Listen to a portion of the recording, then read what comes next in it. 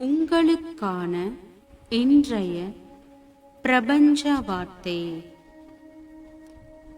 வாழ்க்கை வாழ்வதற்கே, அதை சிறப்பாக வாழ்வதற்கு நேற்று இல்லை, நாளை இல்லை, இன்றுதான் முக்கியம்.